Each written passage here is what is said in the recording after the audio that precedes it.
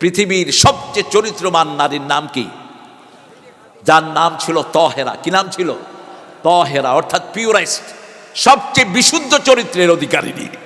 2 বার তার আগে বিয়ে হয়েছে। ওই স্বামীদের ঘরে একজনের ঘরে 2টা বাচ্চা, আরেকজনের ঘরে 1টা। দ্বিতীয় স্বামীর ঘরে হয়েছে হিন্দা। কি নাম? হিন্দা। আর রাসূল সাল্লাল্লাহু আলাইহি সাল্লামের ঘরে মা খাদিজার 6টা বাচ্চা আল্লাহ দান করেছেন। সুবহানাল্লাহ। কয়টা? 6টা বাচ্চা দান করেছেন, 2টা ছেলে 4টা মেয়ে। এই মা খাদিজাতুল কুবরা রাসূলকে প্রথম চিনলেন। ওই লোকটা এসেছে, সে বলছে, মা আমরা আপনার ঘরে কাজ করেছি। মক্কার সবচেয়ে ধনী ছিলেন ওনার দ্বিতীয় স্বামী। স্বামীর যখন একটা মেয়ে ছিল, ওটো মারা গেল, হিন্দা, তখন সব সম্পত্তির মালিক হলেন কে? মা খাদিজা। উনি ব্যবসায় লোকদেরকে পাঠাতেন বিভিন্ন জায়গায়, কিন্তু কেউ ঠিকমতো লাভ দিতে পারত না। খুব লসে তিনি পড়ে গেছেন। যাকেই পাঠায় সে লস করে, মেরে ধরে সব খাইয়ে ফেলে, যেটা আমার বাংলাদেশে কমন জিনিস। ঠিক না? ঠিক। সুযোগ পাইলে মালিকেরে আসমানে উঠায়া দেয়। এরকম শ্রমিক আছে না নাই? একটু চিন্তা করে না যে এটা থেকে আমার ভরণ পোষণ আসতেছে? একটু চিন্তা করে না। আবার ভালো শ্রমিকও আছে, আল্লাহ তাদের মধ্যে আমাদেরকে সামিল করে দেন। ওই লোকটা এসে বলল, আমরা 2 জন কাজ করেছি। বলছে, আরেকজন কোথায়? ওই শ্রমিক বলছে তিনি খুব লজ্জা বোধ করেন, তিনি আপনার সামনে আসবেন না। বলছে তার নাম কি? বলছে তার নাম মুহাম্মদ সাল্লাল্লাহু। মা খাদিজা চিন্তা করলেন, কি লজ্জাশীল মানুষ, আমি একজন মহিলা, আমার সামনে তিনি আসবেন না।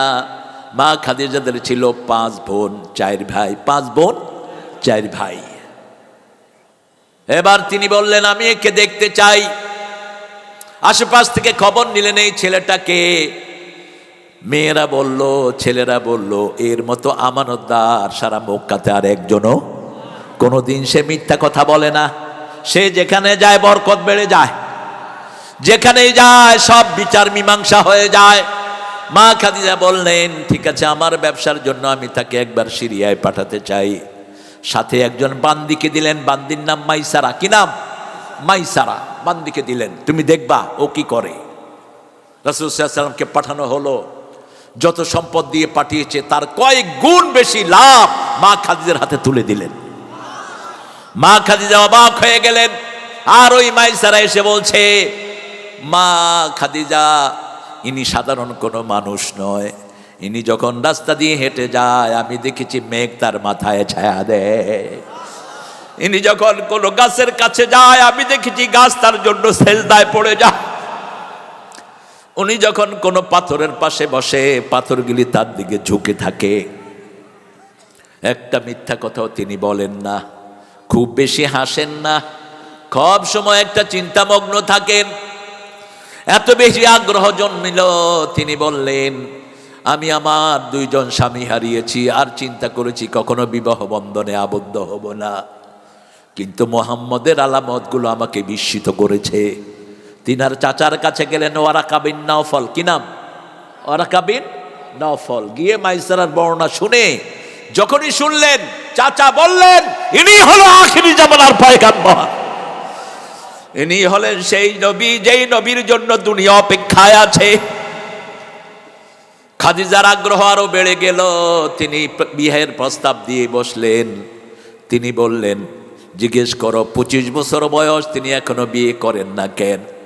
রাসূল সবসময় নিজেকে ছোট করে দিতেন, নিজেকে ছোট বলতেন। একটা দোয়া করতেন, পড়েন, আল্লাহুম্মা ইজআলনি ফি আইনি সগীরা ওয়া ফি আয়ুনিন নাসি কাবীরা। হে আল্লাহ, আমার চোখে আমারে ছোট করে দেন, মানুষের চোখে আমারে বড় করে দেন। ওয়াজআলনি শাকুরা ওয়াজআলনি সাবুরা।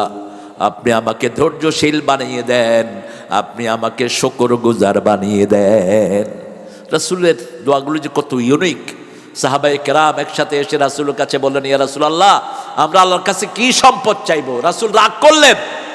ওমর ফারুক গিয়ে বললেন, ইয়া রাসূলুল্লাহ, সম্পদের ব্যাপারে ওনারা বুঝান নাই, ওনারা বুঝিয়েছেন আল্লাহর কাছে কি চাইলে আল্লাহ খুশি হন। রাসূল সাল্লাল্লাহু আলাইহি সাল্লাম বললেন, তাদেরকে বলো 4টা জিনিস চাইতে। কয়টা? প্রথম চাইবে লিসানান শাকিরা, যেই জিহ্বা শুকরিয়া আদায় করে। কার? উঠতে বসতে চলতে ফিরতে আলহামদুলিল্লাহ রাব্বিল আলামিন লিসানান শাকিরা। আমরা প্রথম শুকরিয়া আদায় করব কার? তারপরে কার? আল্লাহর পরে কার? মা বাবা। এই ছেলেটা অনেক জ্ঞানী। আল্লাহর পরে কার? এই সূরা লোকমানের 14 নম্বর আয়াতে আল্লাহ বলছেন আনিশকুরুলি ওয়ালি ওয়ালিদাইক, প্রথম আমি আল্লাহর, তারপরে মা বাবা, তারপরে কার? 3 নম্বরে বিবির শুকরিয়া আদায় করবেন। বিবি বিবি কমপ্লিমেন্ট দিবেন বিবিকে। বাংলাদেশের মেয়েদের মতো ধৈর্যশীল মেয়ে সারা দুনিয়ার কোনো দেশে নাই। সারা বছর রান্না বাড়া করে কারা? বিবিকে কখনো বাজে নামে ডাকবেন না, নিষেধ, সুন্নতের খেলাফ, কোরআনের খেলাফ। বিবিকে কি নামে ডাকবেন? একটা সুন্দর নাম দিবেন। যদি খুব কালো হয় দিবেন ব্ল্যাক ডায়মন্ড, কথা কয় না কেন? দিবেন ব্ল্যাক গোল্ড, স্বর্ণ কালো হয়, হোয়াইটও হয়, আবার স্বর্ণের রঙও হয়। রাসূল সাল্লাল্লাহু আলাইহি ওয়াসাল্লামের বিবিদের কি সুন্দর সুন্দর নাম দিতেন। আয়েশাকে ডাকতেন ইশ করে, ইশ কি নামে ডাকতেন? ইশ। অথবা ডাকতেন হুমায়রা, লালি কি নামে ডাকতেন? লালমণি। অথবা ডাকতেন উম্মে আব্দুল্লাহ, আব্দুল্লাহর মা। মা সাফিয়াকে ডাকতেন সাফওয়া, সাফওয়া মানে বিশুদ্ধ। সালমাকে ডাকতেন সালিম, নিরাপদ। সুন্দর সুন্দর নামে ডাকতেন। আর মা খাদিজাকে কোনোদিন নাম ধরে ডাকেন নাই, তহেরা বলে ডাকতেন। আর আমরা কি নামে ডাকি? ওই ফেতনি। আপনারা ভালো। আবার অনেক জমিদার আছে নামও ঢাকে না, ওই কই ফোন ধরস না কে, তোর বাপে বিল দেয়। এরকম চানাল আছে না নাই? আবার কিছু জামাই আছে ঘরে ঢোকার সময় বউ মনে করে ফেরাউন ঢুকতেছে। ওই ওই পোলাপান একটা একদিকে দৌড় মারে, বাচ্চারা মনে করে ঘরে ফেরাউন ঢুকতেছে। আমি পেয়েছি এরকম এক হুজুর, ঘরে ঢোকার আগে দিয়ে হই হই, আমি চিন্তা করতেছি গরু খেদায় কিনা। বললাম ভাই কারে ডাকেন? কয় পোলাপান থেকে সতর্ক করি। ফাইজলামিরার জায়গা পা না মূর্খ। সবচেয়ে পরিবারের প্রতি রহম দিল ছিলেন, রাহমাতাল লিল আলামিন। রাসূল ঘরে ঢুকলেই সালাম দিয়ে ঢুকতেন, আর হাসান হুসাইন দৌড়ে এসে রাসূলের কোলে পড়তেন। রাসূল শুয়ে পড়তেন, হাসান বুকে, হুসাইন পায়ের উপর। আবার নানাকে ঘোড়া বানিয়ে হাসান পিঠের উপর, হুসাইন পিঠের থেকে ঠেলছে। ওমর ফারুক এসে দরজায় দাঁড়িয়ে দেখে নানা ঘোড়া হয়েছেন, নাতি দুইটা রাসূলকে ঘোড়া বানিয়ে ঠেলাঠেলি করছে। ওমর ফারুক কেঁদে ফেলে বললেন, ও হাসান হুসাইন, দুনিয়া আখিরাতের শ্রেষ্ঠ বাহন আল্লাহ তোমাদেরকে দান করে দিয়েছে। রাসূল মুখ উঠিয়ে বললেন, শুধু বাহনই শ্রেষ্ঠ নয়, বাহকদেরকেও আল্লাহ শ্রেষ্ঠ বানিয়ে দিয়েছে। কপালে চুমু খেতেন, বাচ্চাদের ঘ্রাণ নিতেন, রাহমাতাল লিল আলামিন। হাসান হুসাইনকে বলতেন রাইহানাতুল জান্নাহ, জান্নাতের খুশবু। দুইজনই ছিলেন জান্নাতের ইমাম। এই হাসান হুসাইনকে নিজে লালন পালন করতেন, নিজে গোসল করাতেন, নিজে সাজাতেন, রাহমাতাল লিল আলামিন। ঘরের সবগুলো কাজ করতেন, রাহমাতাল লিল। কিন্তু আমরা ঘরের কোনো কাজ করি না, আমাদের বিবিরা সব কাজ করে, একটু কমপ্লিমেন্ট পায় না। রাসূল মা খাদিজাকে সামনে বসিয়ে বলতেন, ও খাদিজা, ও তহেরা, আল্লাহর আকাশের নিচে জমিনের উপরে আপনার যে কোনো শ্রেষ্ঠ মহিলা নাই। আবার বলতেন, আল্লাহ নিজে আপনাকে সালাম দিয়েছেন। আবার বলতেন, ও খাদিজা, আপনি কোনো কিছু নিয়ে চিন্তা করবেন না, কবরে যেদিন আপনি চলে যাবেন আমিও চলে যাব, কে আগে যাই জানি না, তবে কবরে গেলেই 5টা প্রশ্ন হবে। কয়টা? খাদিজা কান্দা শুরু করলেন। কাঁদেন কেন? আমি কি জবাব দেব প্রশ্নের? রাসূল বললেন, আপনি টেনশন করবেন না, আমার আগে যদি আপনি চলে যান আমি কবরের পাশে দাঁড়িয়ে থাকব, যতক্ষণ পর্যন্ত আপনার জবাবগুলো না দেব আমি কবর থেকে সরে দাঁড়াবো না। মা খাদিজা চলে গেলেন। রাসূলের জীবনের সবচেয়ে ব্যথার বছর, খাদিজার জন্য সবচেয়ে কেঁদেছেন, রাহমাতাল লিল। জীবনের শেষ দিন পর্যন্ত খাদিজার কথা শুনলেই কাঁদতেন। যখনই একটা ছাগল জবাই করতেন, মা আয়েশা বলতেন, আমি এত বেশি ঈর্ষা কাউকে করতাম না।